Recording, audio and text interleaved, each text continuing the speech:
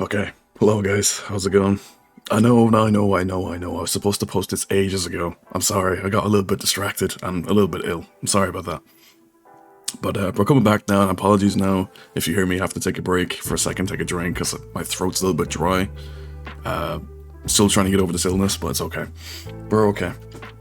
Alright, so yes, welcome back everyone to episode 2 of my educational series. Today we're talking about the mechanics of the game, so put simply, how the game works. If you don't know who I am, quick little intro, my name is Cave, or Cave Lad. I'm a high-level Ragnarock player. I've got about 300 hours in game now, I think I've been playing for almost a year now. I think it was March or April time I started playing last year, so. Okay, so let's get into it then. So, start off with the basics. So the basics, you have 2 hammers, 4 drums in front of you, and then 2 shields either side of you. So how the game works is that when you play, you have to play along on beat to music. So you have runes or notes that will come towards you, and you have to smash them on the drums and on beat. That's just basically super simple. That's how the game works. If that's all you wanted to know, there you go. But yeah, we're going to go a lot more in depth. Don't worry. All right, so I've actually got some gameplay here for you guys, so I can make it a little bit easier to explain. So, I'll talk about a little bit more. So, here is actually a video of mine. My most recent video, I got the world record on Au Petit Matin. God, I hope I'm saying that right. I'm sorry if I butchered it. It's a song by Sabotage that was specifically made for Ragnarock, which is pretty cool. So yeah, you can see here, all you gotta do is hit the notes when they go over the drum, or the runes, which they're called in this game, as they go over the drum. You might also be seeing all the effects on the screen, which might be a little bit confusing if you've never played the game before, but don't worry, we'll get into it. So, those are combos, which is basically will give you a speed boost as you play. So, and you also have different types of notes, which will, help you gather your boost and stuff like that, which will help you go faster and get along the course quicker and stuff like that, and get better distance, which is the whole aim for when you're playing this. If you're a high level player like myself, you want to try to get as far as possible. That's the aim of the game. But yeah, okay. That's most of the basics out of the way. So let's get a little bit more in depth. So what we have here is a little document or slideshow that the devs kindly made for us that I'm going to use here. You can also find it in the description if you'd rather read it in your own time, or if you are part of the Discord, the OneDev Studio Discord, they've got links in there as well. So, okay. So, here we go. Here's the Ragnarock scoring system. This document explains the scoring system behind Ragnarock to help you maximize your efforts and get to the top of the leaderboards. So the table of contents are, first off is correct hits or normal notes. Second is perfect hits. Third is combos, and fourth is advantages and discussion. So I'm mainly going to go into the correct hits, perfect notes, or perfect hits, and combos.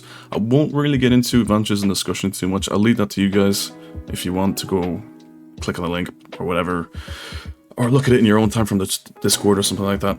But yeah, okay, let's keep going. So the correct hits. So explaining what correct hits are. So first off, let's start. I'm going to just read what I see in front of me, like I'm just going to read the document as if you guys are reading it too, because if I don't, I'm just going to mumble and ramble like crazy. So I'll just keep it simple. I'll just read from it. Okay, so first let's start with an explanation of how the game recognizes a hit between the hammer and the drum. A point on front of the hammer creates a line when moving, which intersects rectangles located on the surface of the drums. The front face of the hammer must entirely exit and then re-enter the top of the drum for the collision to register, right? There's a lot more tolerance for when you hit the outer drums to compensate for arm reach. Yeah, so if you're shorter or you're younger or something like that, and you haven't got quite long arms or something like that, it's a lot more, the outer drums are a lot more forgiving, to help people hit the notes and stuff like that, because it can be quite frustrating. I remember myself, when I started playing first player, it's already starting to mumble, here we go. When I first started playing the game myself, I had it's, it's, if you're not used to VR, like Ragnarock was actually my first ever VR game. It was just by chance I happened to see it, and I just been playing it for almost a year now, and I've loved it ever since. I just can't stop playing it, especially now that I've gotten good at the game too. It helps motivate me to keep going. But yeah, it's even myself back then. It was my peripheral vision wasn't great, and I hadn't got used to it yet. So it was maybe even when I wasn't looking, I could tell it was like, oh, my hammers are not hitting the drums at all. So yeah, it's very helpful. All right, we'll keep going. So, correct hit time window, right? So drums must be hit at the correct time when the rune reaches the center of the drum. The window for a correct hit is between, so a maximum of 100 milliseconds before and 75 milliseconds after the correct time. So I'll explain that a little bit. So it basically means has to be within 100 milliseconds before the drum and 75 milliseconds after the drum. That's basically what they mean there. So outside of this window, the rune is considered a mist, so a red rune, right? So the correct notes or correct hits and normal notes or normal runes, will come up as like white colored. Mist notes will come up as red, right? We also have perfect hits and gold notes, but I'll get into that just in a second because it's just a little bit further along in here. Please note the only important thing is when to hit the drum, when the rune lies at the center of the drum, not where you hit the drum, as long as you are in the hit zone. Yeah, so it doesn't matter where on the drum you hit, so you could literally hit the very edge of it, and it only matters if you hit the very edge of the drum, but the note is still on top of the drum, you're still going to count. It's only if you completely whiff, or if the rune is completely off when you hit, then it's going to be a miss. Okay, so effect on speed. So when the song starts, the first rune, your boat moves at a standard speed. So you hit your first rune at the normal note, or correct hit, your boat's just it'll start moving at it and then maintain that speed, right? Standard correct hits, non-perfect, that don't add your speed, yeah, as I just said, they just maintain it. When you miss runes, you lose speed. Each missed rune subtracts your speed and a quarter to your current speed for a duration of 0.3 seconds. So yeah, if you miss a note, it's going to slow down your boat speed. 2 missed runes in a row accumulate. They will all be taken into account. Yeah, so if you miss one rune, it's not so bad. But if you miss 2 or more runes, it's going to start building up, and it's going to get worse from there. Okay, so perfect hits now. The time window for perfect hits. The perfect hits is shown by gold lightning bolts and has more value. The window for a perfect hit is between 50 milliseconds before and after the correct time. So yeah, it's much smaller window than the correct hits or normal notes are. The perfect hits, you've got to be really accurate, and it's basically when the rune itself over the drum is completely center. That's basically what it is. A perfect hit adds a speed boost, so your speed and a quarter on top of your current speed. So imagine it's when you miss a note, you lose a speed and a quarter, but if you hit a perfect note, it adds speed and a quarter for the same duration of 0.3 seconds, right? So 2 perfect hits in a row accumulate the same way like miss runes do. So if you miss 2 or more runes, you're gonna start accumulating, losing a lot more speed. But if you hit 2 perfect notes in a row or more, you're gonna start building a lot of speed. Now, okay, for the next thing is combo levels. So you got 2 combo levels, right? You got your first combo, which is the blue combo, which charges along the handle of the hammer. And then you have the second combo, which is a gold combo, which builds on the top of the head of the hammer. So combos are steps, meaning you can't use the combo before it at least charges to the first level. So that basically means that you can't use the combo until it's charged. You have 2 ways of knowing how the combo is charged. So you've got an audio cue, which is you'll hear this imagine the hammer hitting steel. Kind of ka-ching, kind of like a clang or something like that. Imagine the noise a blacksmith beating on his anvil is making. That kind of sound. And you also have a visual cue, which is also, you have a visual cue, which is you'll see blue lightning and stuff around your hammer and shields. Now, so the yellow combo, sorry, real quick. The yellow combo is basically the same thing. You got an audio and visual cue. When it builds up on the head of the hammer, or the top of the hammer, it'll turn from blue to yellow. It's basically. Alright. So combo use, right? So hit one of the shields on each side of you, so your left or right. You can either hit one shield, either right. You can, doesn't matter which way you hit it, you can hit both at the same time if you want, if you're absolutely crazy. Yeah, you can hit either one and you're going to be fine, or hit both at the same time. So, a little bit of info. So, first level combo adds a speed boost of 3/4 times your speed